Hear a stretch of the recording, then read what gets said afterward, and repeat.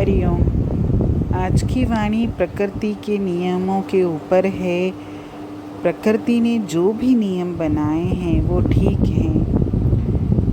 प्रकृति ने जिसको जैसा बनाया है वो सही है। अगर हम अपने हिसाब से प्रकृति को चलाने की कोशिश करते हैं या उसके नियमों के विरुद्ध जाते हैं तो अंत में हमको पछताना ही पड़ता है।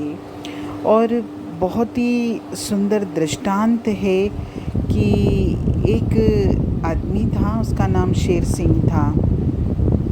वो अकेला रहता था, यानी उसके परिवार में कोई भी नहीं था।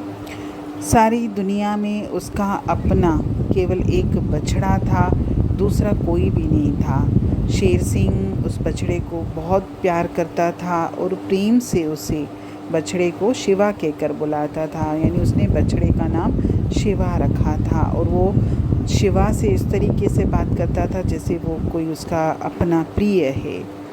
जब भी वो अकेला होता तो अकेलेपन में उसके साथ बैठकर तरह तरह की बातें, अपने मन की बातें करता था।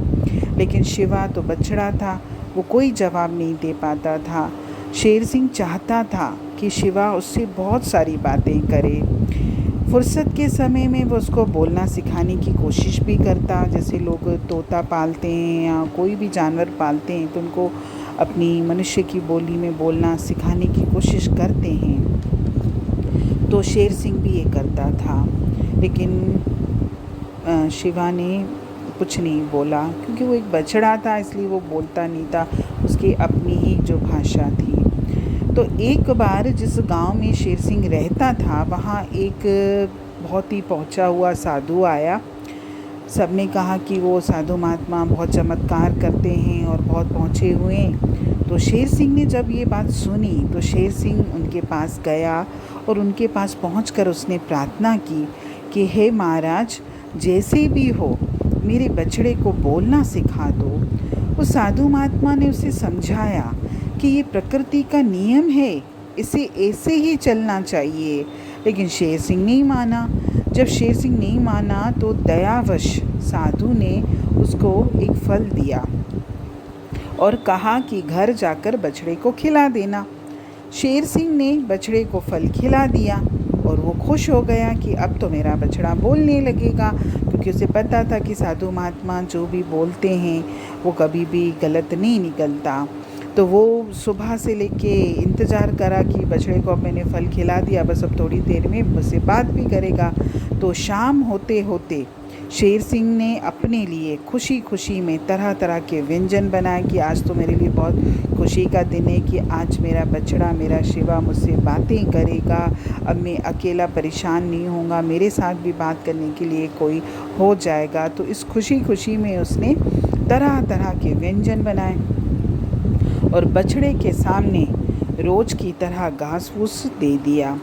जैसे ही शेर सिंह खाना खाने बैठा तो बछड़ा बोल पड़ा, क्यों, खुद तो इतना स्वादिष्ट भोजन कर रहे हो और मुझे खाने के लिए घास फूस दिया है तुमने। आज तुम घास खाओ, मैं तो आज से तुम्हारा भोजन खाऊंगा। अब शेर सिंह एक तरफ तो वो उस बछड़े की बोली सुनकर खुश हुआ, लेकिन जब बछड़े ने इस तरीके की बात की कि खुद तो स्वादिष्ट भोजन कर रहे और मुझे घास फूस दे रहे और अब ये भोजन मैं खाऊंगा, तुम मेरा भोजन खाओ, यानी तुम घास फूस खाओ। शेर सिंह को बड़ा बुरा लगा, लेकिन मरता क्या न करता, इसलिए चुप रहा।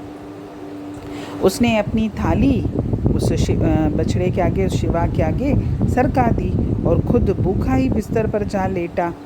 तभी बछड़ा फिर बोल पड़ा, क्यों, खुद तो बढ़िया बिस्तर पर सोते हो और मुझे खूंटे से बांधकर कीचड़ और गंदगी में सोने के लिए विवश कर रहे हो। आज से मैं बिस्तर पर सोऊंगा, तुम जाकर मेरी जगह पर सो। अब शेर सिंह के तो आंखों में आंसू आ गए। तो शेर सिंह आंसू बहाकर रह गया, क्या करता। भूख और मच्छरों के काटने से उसे रात भर नींद भी नहीं आई। आधी रात को उसने सोचा, जब उसको नींद नहीं आ रही थी, भूख भी लग रही थी क्योंकि खाना भी शिवा ने खा लिया और वहाँ तबेले में सो रहा था तो वहाँ मच्छर भी उसको काट रहे थे, उसको नींद नहीं आ रही थी। तो आधी रात को उसने सोचा कि शिवा तो अब सो गया होगा और गहरी नींद सो रहा है, तो क्यों ना मैं क्या करूँ, हलवा बनाकर खाऊं, क्योंकि क्योंकि मुझे तो बहुत भूख भी लग रही है। इसलिए उसने क्या किया, लाइट भी नहीं जलाई और अंधेरे में ही हलवा बनाने लगा। तो अंधेरे में काम करने की वजह से एक दो बर्तन उसके हाथ से गिर गए। तो बर्तन की खटपट की आवाज़ सुनकर शिवा की नींद खुल गई। तो वो चिल्लाने लगा, चोर चोर पकड़ो पकड़ो चोर चोर। तो जब उसकी आवाज़ सुनकर जो आसपास के घरों में लोग रहते थे वो सब जाग गए और शोर की सुनकर सारा ही गांव जाग गया। तो सब अंधेरे में दौड़ते हुए लाठियां लेके आ गए। तो सब ने अंधेरे की वजह से लाइट तो जल नहीं रही थी, तो शेर सिंह को किसी ने पहचाना नहीं। तो सब ने शेर सिंह को चोर समझा और उसकी खूब पिटाई की। काफ़ी देर के बाद जब वो शेर सिंह बोलने लगा कि मैं शेर सिंह हूँ, मैं शेर सिंह हूँ, मुझे क्यों पीट रहे हो। तो जब उन्होंने देखा कि अरे ये तुम तो शेर सिंह को पीट रहे हैं, काफ़ी देर के बाद जब उनको पता चला कि वो शेर सिंह को पीट रहे हैं, तो फिर गांव वाले सोचने लगे कि हम तुमको पीट रहे हैं तो आवाज़ किसने लगाई थी, चोर चोर पकड़ो पकड़ो, ये आवाज़ कहाँ से आई थी। तुम्हारे घर से ही आई थी और तुम्हारे घर में तो कोई और है ही नहीं। तो शेर सिंह ने फिर सबको ये बात बताई कि कैसे मैं महात्मा के पास गया था और मैंने कहा था कि मैं अकेला रहता हूँ, मेरे बछड़े को बोलना सिखा दो। तो महात्मा ने मुझे फल दिया और बछड़ा बोलने लगा। सारी बात बताई। फिर जैसे ही सुबह हुई, शेर सिंह वापस उस साधु महात्मा के पास गए और हाथ जोड़कर उनसे प्रार्थना की कि हे महाराज, प्रकृति ने जो नियम बनाए हैं वही ठीक है, हमें उसके विरुद्ध नहीं जाना चाहिए। अब कृपा करके मेरे बछड़े का बोलना भुला दें। साधु मुस्कुराया और एक फल और दिया शिवा को खिलाने के लिए। शिवा फिर जैसा था वैसा ही हो गया। अब शेर सिंह सुखी हो गया। जिस तरह शेर सिंह सुखी हो गया उसी तरह हम भी सुखी हो सकते हैं। निराकार ने जो प्रकृति जैसी बनाई है उसे वैसा ही रहने दें। कौन क्या कर रहा है, क्यों कर रहा है, कैसे कर रहा है, ये काम हमारा नहीं है, उसकी प्रकृति है, वो ही जाने। हरिओम।